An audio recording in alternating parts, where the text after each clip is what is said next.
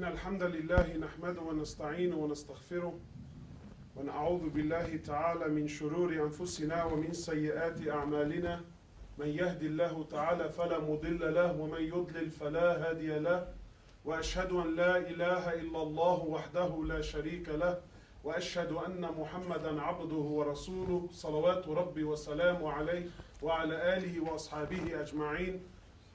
فإن الله تعالى يقول في القرآن الكريم بعد أعوذ بالله من الشيطان الرجيم يا أيها الذين آمنوا اتقوا الله حق تقاته ولا تموتن إلا وأنتم مسلمون. We praise Him subhanahu wa ta'ala, the King, the Master, the Sustainer, the Creator of the seven heavens and the earth, and we send peace and blessings upon His beloved Muhammad sallallahu alayhi wa sallam. My brothers, I remind myself and I remind you as Allah subhanahu wa ta'ala reminds us in His holy book, O you who believe, have fear of Allah subhanahu wa ta'ala, have taqwa of Allah subhanahu wa ta'ala, and to not die except in the state of Islam, to not die except in the state of submission towards Him. My brothers, I'm going to try my best to give today's khutbah as calmly and as collectively as I possibly can, in training inshallah. And I'm going to try and finish on time too. So make dua and ask Allah to make it easy for me. My brothers, every one of us, and today I want a favor from you, yeah? I want today, every one of us, let's just try, even if it's acting, even if we're only acting, let's just try today that the topic I'm about to speak about, we're guilty of. And we're trying to fix it. Because what tends to happen is, I see the brothers, mashallah, even myself included, you go to a khutbah, you pick a nice wall, you sit on that wall, it's nice, it's comfy, and you wait for the brother to speak, and the brother gets up and he talks, and mashallah, man. Did you hear what he said? How many people do you know have that quality, bro? People need to pull up, you know. Not him. He's a wali of Allah. Who he? No, it's never him. This, my brother, if this is your attitude with your deen, you will never learn, you will never move forward. Rather, whenever you sit for a talk or there's something happening, something going on, you should always feel that this khutbah is completely towards me. That this khutbah is all about me and my qualities and how I need to change. Otherwise, if we don't do this, how are we going to progress? So in short, my brothers, Allah subhanahu wa ta'ala, He says in the Quran, He says something amazing. He says, O you who believe, O you who believe, be afraid of Allah. Be afraid of Allah and be with those who are truthful in their speech and in their deeds. The order of Allah, O you who believe, be afraid of Allah. Not only be afraid, but be with those who are truthful in their speech and in their deeds. Truth. And standing for the truth is a quality of Iman, it's a quality of a believer. And what's funny is that if I was to ask anyone here, brother, do you stand for the haqq? Are you someone who stands for justice? Are you someone that is always on the side of the haqq? I'm sure all of you will stand up and say, of course, my brother. Of course I'm someone of the haqq. Of course I'm someone that will always stand with the truth. But today we're here to test that. Because I used to be someone, and this is by no means am I being humbled in any way, shape or form. Wallahi, my brothers, I'm here to expose my own weakness. Why? Some people say, that brother, if you don't have this quality in your life, then you shouldn't be talking about it in front of people. That's hypocrisy. I say, no, that's wrong, akhi. Because to stand in front of people and only speak about the good qualities that you have in your life, that's also a form of hypocrisy. But the idea is to expose our weakness. We're all weak. And if we're not ready to expose that, brother, I have this weakness and I also have it, and speak about it openly, then how are we ever going to address the issue? So if you came to me and said to me, Hoblos, are you someone that stands for the haqq? I tell you, of course I'm someone that stands for the haqq. Are you someone whose allegiance is to Allah and to His Prophet? I tell you, yeah, of course I'm someone. Will you always stand on the side of justice? Of course I stand. But when push comes to shove, you come to realize that we don't always stand with the haqq. When push comes to shove, we don't always stand for justice. Wallahi, my brother, be honest with yourself today, please. Because it's taken me a long time to break my own arrogance and pride and admit that, Hoblos, no, you don't always stand with the haqq. When push comes to shove, Hoblos has alliances. Hoblos has people that he will align with, that he will be on their side no matter what happens. So it really makes you question. My brother, you as a believer, your allegiance, your word, everything about you belongs to Allah and His Prophet above and before anything and anyone. You as an individual, you belong to Allah and His Prophet, your allegiance, your life, your word, your truth, your stance, your everything belongs to Allah and His Prophet first and foremost before anything.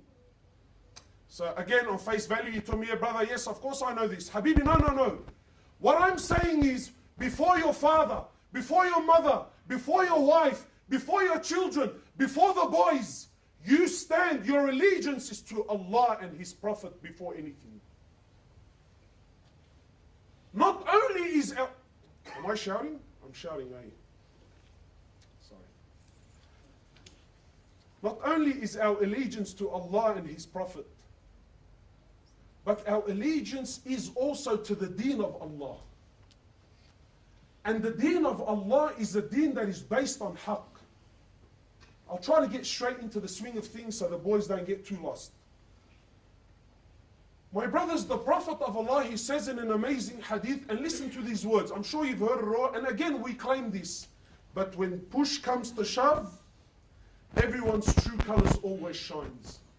The Prophet of Allah, he says, speak the truth. Sallallahu Alaihi Wasallam. He says, speak the truth, even if the truth is against yourself.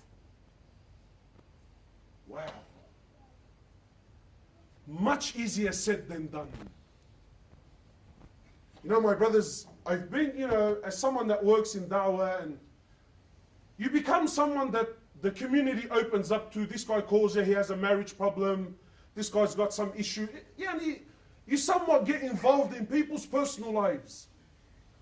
So again, I'm sure all of you here now, all of you believe that, brother, I stand for haqq and for truth and for justice always. The Prophet of Allah, he says, you speak the haqq and you stand for the haqq even if the haqq is against yourself. Not only it's against yourself, brother. Maybe some of you is ready to stand for haqq if it's against him. Not only against yourself, but even if the haqq happens to be against your father, against your mother, against your brother, against the boys, against your own children, even if the haqq is against the Muslims. You might think, what? Against the Muslims? Even if the haqq is against the Muslims and you know that that's the haqq, you have to stand for the haqq. You don't stand for the Muslims at that point. You see, my brothers, when... Am I shouting again? Ya Allah. Wallahi, it happens without thinking. You see, when I tell you stand for the haqq, everyone here, and this is how shaitan works, and this is how I caught myself out. When you and I say, brother, stand for the haqq, what thought comes to your mind? You think, yes, of course, standing for the haqq is a beautiful position. Standing for the haqq is a glamorous role. Standing for the haqq is something that if I do it, that people will honor me and people will glorify me to somewhat extent. True or not? Yani you and I, when we say stand for the haqq and we put scenarios forward, we put such scenarios that anything other than standing for the haqq makes you look like a fool. So to your mind, you think, yeah, of course, absolutely, I stand for the haqq. But the truth is, my brothers, standing for the haqq is a very bitter pill that when it comes to your mouth, most of us, we spit it out. Standing for the haqq, don't think standing for the haqq is something glamorous. Don't think you becoming someone that always speaks the truth and always takes the right stance. Don't you dare think that you becoming this person is going to make you someone that's loved in your community. Look at the Prophet of Allah. He became the most hated. Why? Why, sallallahu alayhi wasallam? They knew he was honest. They knew he was... But why? Because the haqq is always something that people, believe it or not, you and I, deep down, we don't like to listen to the haqq. We actually don't like it. We claim we do, but when you hear it, and you don't hear it how your mind wants to hear it, it burns you inside. Some time back, and wallahi there's a purpose to why I'm mentioning this story, I did a little video about Muslims ripping the welfare system, and so when we released it, wow, the backlash from the Muslim community, backlash. Brother, that's a bad go, and you disgraced Islam, and how dare you speak about us like this? And of course, there was people who loved it and people that disliked it. Anyway, so subhanallah, of the very bad feedback, only 3 people actually came to tell me. You know, like the old expression, they have lots to say about you, but nothing to say to you. It's amazing. This concept is amazing. They have lots to say about you, but to say to you, they've got nothing. Anyway, very few brothers actually were man enough to call me and get through and say to me, brother, your video really upset me. SubhanAllah, and my point is not this particular subject, but just to highlight, all the ones that contacted me are religious brothers with beads. He said to me, brother, you know, how come you're mentioning this topic and why did you bring this up? And you know, and you've disgraced us publicly. And I said to him, brother, did I say anything wrong? He said to me, no, you didn't. You said everything that you said was truthful. I said, then why are you bothered? He said, you know, how are people going to look at us? Are you concerned how people look at you, or are you concerned about speaking the truth and standing for the truth? Anyway, so after this incident, I became very upset. Why? Because one of the brothers, he said to me, you know, you disgraced Islam. I said to him, brother, do you think I wake up in the morning and I say to myself, how am I going to disgrace my deen? Anyway, wallahi, there's a reason why I've mentioned this whole story. So I was mentioning how upset I am to someone who's also involved in da'wah. This brother's 24 years old. He said words that are way beyond his years. He said, Hoblos, what's wrong with you? You seem upset. I said, man, I can't believe this is how people interpret it. He said to me, let me tell you something I learned the hard way. Please, my brothers, this is advice for yourself in your own life. This is advice for the topic of truth. I said, what's that? You ready? He said, people will love you so long as you don't ask them to change or you don't highlight their mistakes. People will love you. But as soon as you ask someone to change, as soon as you highlight the mistake in someone, what happens? What happens? We naturally, our nafs doesn't like it. Yeah? Well, brother, how come you don't do it? Automatically, we get onto the defense. We try to change the topic, even though what the brother said is right. Yeah, I really am in the wrong. And that's what I love about the Aussies, you know, because they have this expression.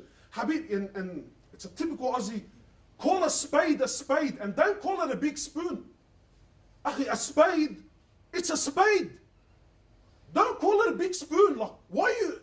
It's a spade, you know it's a spade. Nah, but you need to understand. But the way it was, well, it's a spade. Don't fool yourself and try to call it a big spoon. It is what it is. It's a spade. So my brothers, you standing for the haq, don't think it's always a glamorous role. Don't think it's always a glamorous role. You know, I'll give you a very good example that also happened in my life. You know, very soon the month of Ramadan is coming. So brace yourselves for the moon white, you know, for the moon sighting wars are coming with it, you know. This is haq and this is batil and you know, and the whole movies, you know. And it's a big thing. In truth, it's sad. It tears our community apart, yes or no? It does. So one time, wallahi, my brothers, and this, I want to highlight this for what reason? Not because this person I'm talking about is a bad individual. I know him, he's a God-fearing man, and wallahi, he's one of the best of people. But what I want to highlight to you today, and this is why I'm exposing my own weakness, that standing for the haq is not as easy as what you really think it is. So anyway, in the midst of all the wars, I came to one of my shaykh, I said to him, Shaykh, what's going on? Wallahi, my brothers, I take an oath by Allah as I stand before you here today. He said to me, Hoblos, wallahi, and these were his words. He said, wallahi, I know moon sighting is the haq. Wallahi, I know it's the truth. And wallahi, if it was up to me, I would only moon sight. But akhi, what do you want me to do? The pressure of the community is more than that I can carry. Can you see what's happening? He knows it's wrong. He knows what the truth was. But taking that stance, I know he's a strong man. Ya akhi, and I'm ready to take on 10, 15 people. But when the whole community turns on you, my brothers, that's the price you pay for standing for the haqq. Don't think when you stand for the haqq, everyone's on your side. How many times, I come to see like a husband and wife and they're getting divorced and their parents are there.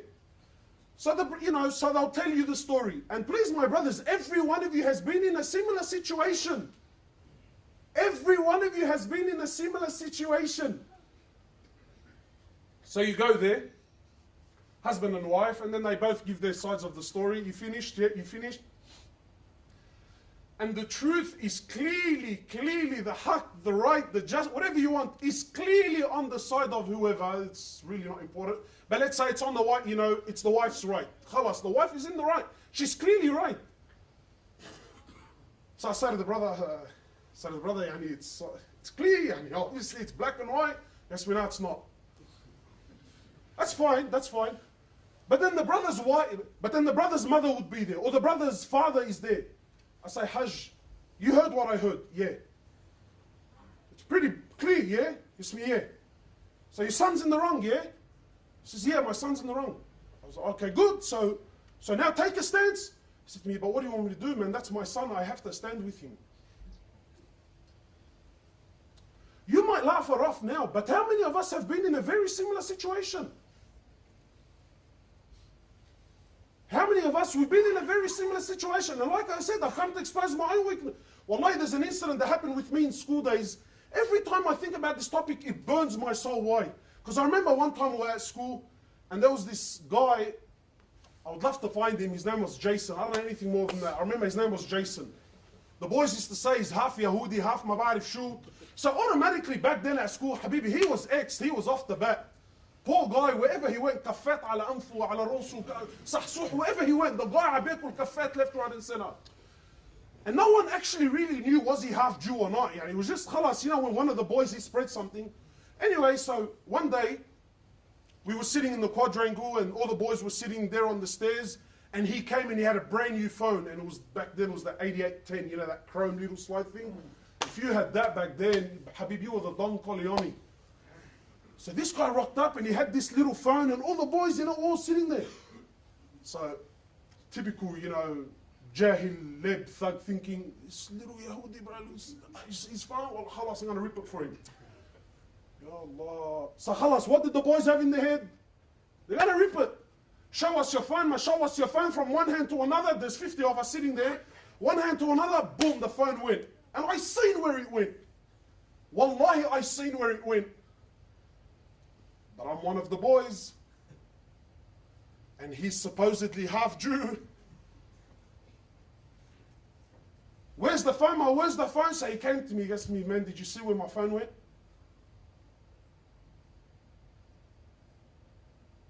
Now, every one of you has been in a very similar situation. Now there's a clash inside between what?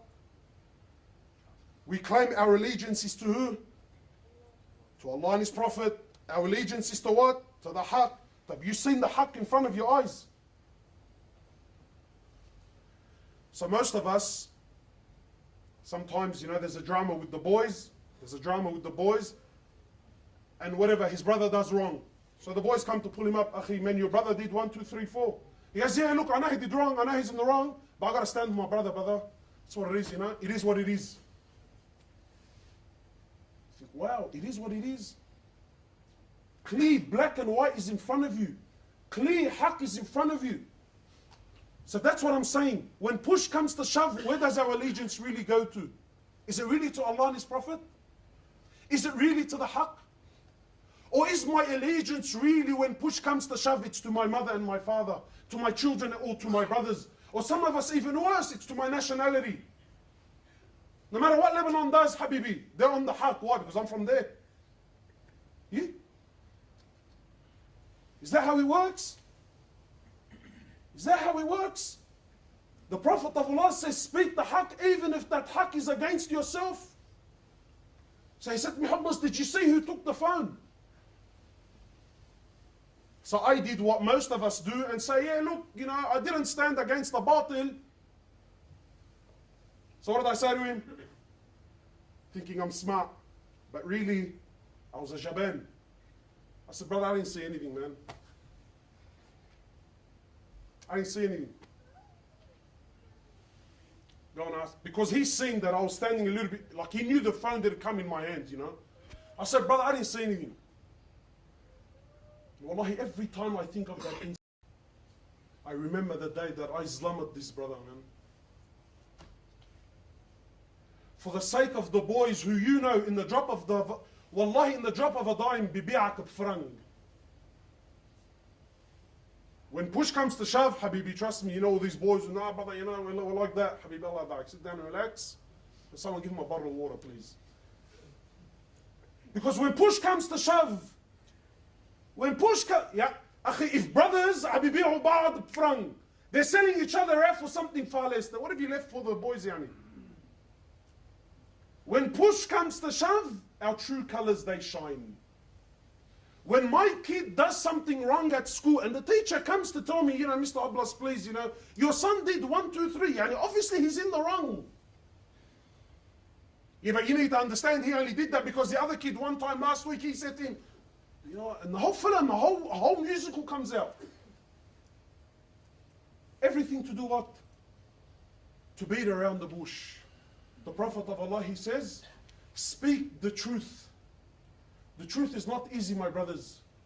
Don't think taking the stance of truth is a glamorous position. You know, how many times have we heard that the Sahaba, when they were offered a job of authority, when they were offered a job of responsibility, they ran away from it. I used to think, wow, because they're so humble. Yes, they are humble. But in truth, I feel like they knew that standing for the haqq is not as easy as what you really think it is. أقول قولي هذا استغفر الله لي ولكم. إن الحمد لله نحمده ونستعينه ونصلي على الحبيب محمد صلى الله عليه وسلم. My brothers, earlier I mentioned that you speak the haqq even if the haqq is against yourself, even if the haqq is against the Muslim, even if the haqq is in the hands of another Muslim, you know, of someone that's a non-Muslim. You are ordered by Allah to stand for the haqq. I'm sure some of you must have, man, what the hell is this guy on the payroll? Yani, like, is he coming here to infiltrate through us and try to teach us that? Wallahi, my brothers, this is the order of Allah and His Prophet. And I want to share a story with you that happened with the Sahaba. And I'm sure, inshallah ta'ala, that this story will wrap up the whole topic that I'm trying to mention. So the story goes, and this is a sahih story. The story goes that when Ali bin Abi Talib was Amir al-Mu'mineen, and not only was he Ali bin Abi Talib at the time, he was also what? Amir al-Mu'mineen. His shield was stolen. His shield for war, for battle, was stolen. Please try to live this story, and I'll try and stop and inject a few things that I feel are very important. But please, just a couple of minutes left, try to live the story with me. So Ali bin Abi Talib, he's stolen, his shield is stolen. So he's walking in the marketplace and he sees a Jew selling it. He looks at the shield, he goes, man, this thing looks exactly like mine. So he picks up the shield, he's looking at it, then he finds markings that he knew, it's definitely, you know, every one of us on his phone, there's a particular mark, you know that's mine. So Ali finds some markings on the shield, khalas, he's convinced beyond all doubt, this, not only is mine stolen, this is it, 100%. So he says to the Jew, he says, oh Jew, this is my shield that you're selling. And it was stolen from me. He didn't accuse him of stealing it. He said to him, but it was stolen from me. This is mine, it belongs to me. So the Jew says, no, this is my property and I'm selling it. So now we obviously have a very typical dilemma. It's mine, now it's not. So Ali bin Abi Talib, who at the time was Amir al-Mu'mineen, who really didn't have to do anything. He would have took the shield, tara'u kafla al-Jew al-sit down, and know your role. He could have very well done it, and no one was going to open his mouth with Ali bin Abi Talib. So Ali bin Abi Talib says, fine. Obviously, there's a situation here. We can sit down and argue about it all day long, or we can sort it out like civilized people. Today, we don't sort things out like civilized people anymore, do we, eh? That's my gap versus your gap, huh? It's my boys versus your boys now. So Ali bin Abi Talib goes to the court. You know this story, what it does the dabki in my head, this story. does the dabki, the whole round. He took the Jew to the court system and said to the judge, he says, I have a dispute with this man. He says, fine. They walk in, proper court system. He says, what's happening? Imagine Amir al-Mu'mineen, not only he's the leader of the Muslims, but he's Ali bin Abi Talib, and he's standing in front of a Muslim judge that he assigned. Yani Ali is the one that assigned the guy. He says, this Jew has my shield, and my shield... Am I shouting again? He says, this Jew has my shield, and my shield was stolen from me, and it's my shield. You know, I have to pause. Forgive me, I have to pause. Imagine this judge. This judge, forget that he's Amir al-Mu'mineen. Bro, that's Ali bin Abi Talib. That's, according to some valid opinions, the first Muslim ever. Ali bin Abi Talib. The first Muslim ever. Not only the first Muslim, he was raised in the house of Rasulullah sallallahu alayhi wasallam. Not only that, the Prophet of Allah promised him Jannah countless times. Not only that, he's married to the daughter of Rasulullah sallallahu alayhi wasallam, who will be the queen of the women of paradise. Not only that, he's the father of Al-Hasan wal-Hussein. Not only that, he's Amir al-Mu'mineen. Yani, does Ali really have to twist any of our arms and tell me, wallahi, this is mine? Habib, after, but it's yours. I don't care what the Jew has to say. And how many times have you heard a one-sided story, but because it came from your mate, khalas, you already made a conclusion, eh? So the judge, talk about being in a sticky situation. He says, Ali, since you're the one making the accusation, he says, do you have any proof? Do you have any evidence? Do you have a witness? So Ali bin Abi Talib, he says, yes. And I want to ask you, by Allah, and be honest with me. Does someone like Ali bin Abi Talib, does he need a witness? Be honest. Does he need a witness? He says, Ali, you're putting me in a sticky situation here, man. He says, do you have a witness? So Ali bin Abi Talib says, yes, I do. The judge says, alhamdulillah. He says, who do you have? He says, my son Al-Hasan. Well, if that was you and I, get the Jew and everyone jump on him and... So look what the Muslim judge says. He says, Ya Ali, he says, you know I can't take Al-Hasan as a witness, he's your son. What the hell? Now imagine you, Ali bin Abi Talib. Habib, forget the shield now, you little update now, it's between me and you now. Why are you going to put the Jew over me? Left and right, and what do you leave so I can spray your house? So Ali bin Abi Talib, he says, I have my son Al-Hasan. So the judge says, he says, Ya Ali, please man, do you have anything else? He says, La wallah, that's all I have. He says, since that's all you have, and the only witness you can give me is your son, he says, then I have to rule in favor of the Jews. Stand for the haqq even when? Even when? Even when it's against yourself, even when it's against your dad, even when it's against your Amir, even when it's against a Muslim. Stand for the haqq, because that's the quality of a believer. Call a spade, and don't call it a big spoon. If your brother's in the wrong, swallow the pill. I'm not saying you turn your back on your brother. I'm not saying that you let your son go. I'm not saying that you, no. But call it for what it is and take a role for making the wrong right. That's what it takes to be a man. So I'm not saying that, if my son did something, I'm not telling you to abandon your son and leave him. No, that's not what's being said. No, you stand by your son. Of course, that's your son. But you call it for what it is. If he's in the wrong, you tell him it's in the wrong, and you take a stance for the haqq, and you try to make the wrong right. So the Jew, he doesn't know, he's thinking, what did I smoke this morning? Am I seeing this? That's Amir al-Mu'mineen, and he took me to a Muslim court in front of a Muslim judge, and he ruled in my favor. So it's a Sahih hadith, it's a Sahih story. So the Jew bears witness. He says, Ashhadu an la ilaha illallah wa ashhadu anna Muhammad Rasulullah, and he accepts Islam. But for you and I, The most amazing part of the story is, wow, at the end the Jew accepted Islam. Habibi, that's not the amazing part. The amazing part is even when the judge ruled against Ali bin Abi Talib didn't kick up a stink with the judge. The Jew, when he seen this, he accepted Islam and he says, by Allah, this shield does belong to Ali bin Abi Talib. It was stolen from him, and yes, I was selling it in the marketplace. Sometimes you take a stance. You take a stance in batil. You take a stance in the wrong position, thinking that you're trying to twist the situation to swing it your way. What you don't realize is had you just stood for the haqq in the very beginning, even if it's bitter, trust me, in the beginning, nobody likes it. Trust me, those who take a stance in the beginning, no one likes them in the beginning.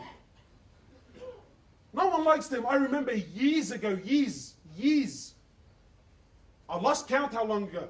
I remember still to this day, the first time the first time I ever heard of a marriage here in Sydney where the women and the men were segregated. The wedding was for someone from Bat Arja. I can't remember who it was.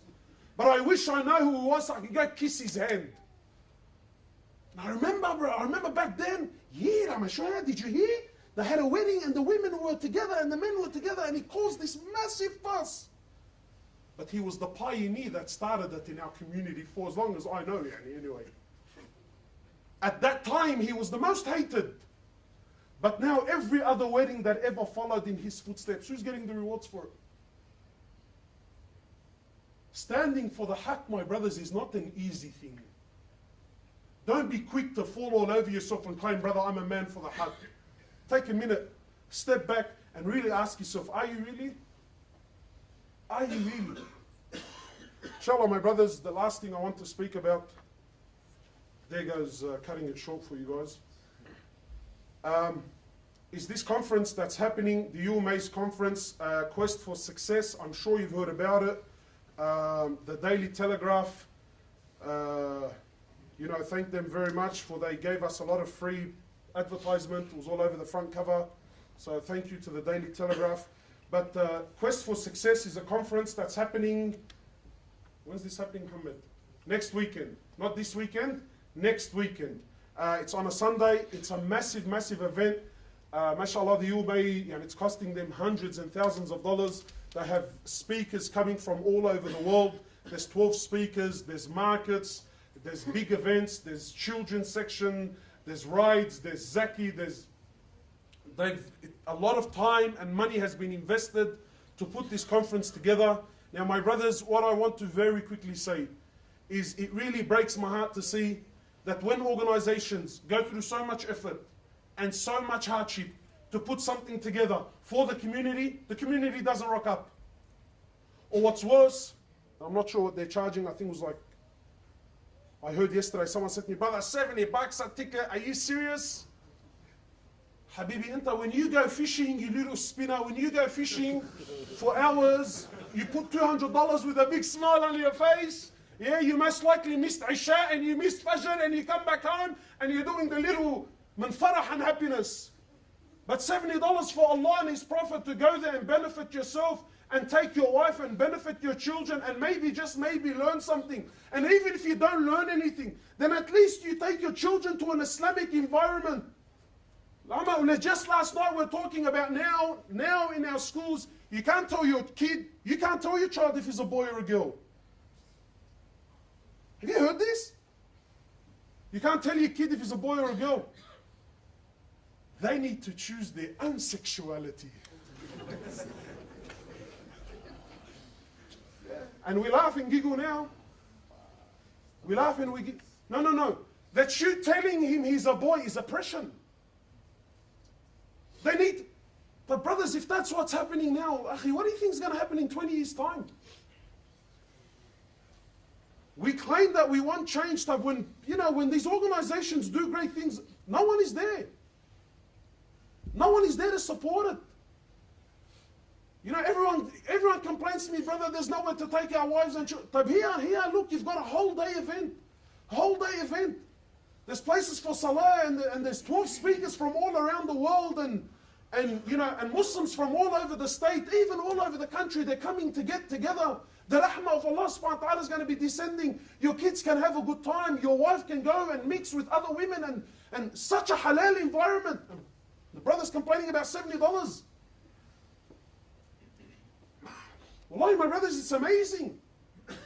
So please, my brothers, it's going to be a massive day. And we want everyone there. Everyone should be there. Wallahi, this is for us, and we need to get behind it and support it.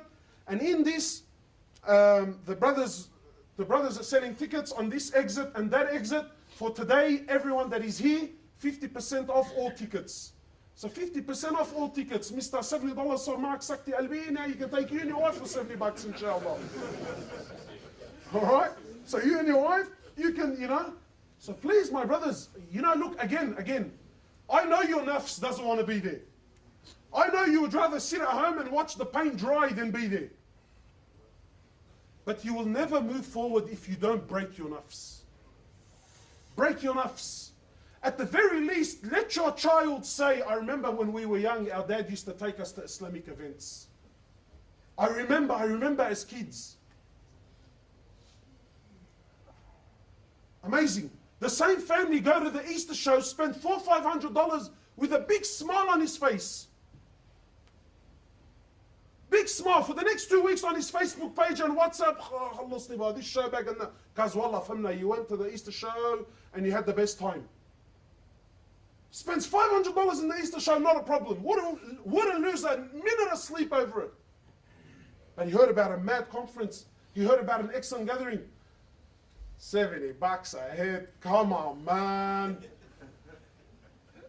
When I see people like that, well, I give up hope in life. I give up hope in everything. Khalas, I think, Ya Allah, send the azab down and just please finish us, man. Finish us. Just finish us. There's no more point. So please, my brothers, I'm sure you get the point. Get behind it. Support it.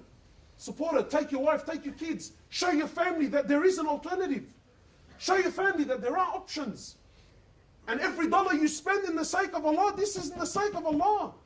The Prophet of Allah, he says the dollar you spend in the sake of your family is better than the dollar you spend in charity. Better than the dollar you spend in jihad. It's better. Better. Why? You spent it on your family. Your family have more rights over you. So please get behind it. Buy your tickets here today and don't be of the losers. We ask Allah subhanahu wa ta'ala to make us of the successful. We ask Allah subhanahu wa ta'ala to make us of those who stand for the truth. Wallahi, my brothers, this is so difficult. We ask Allah subhanahu wa ta'ala to make us of those who stand for the truth. نسأل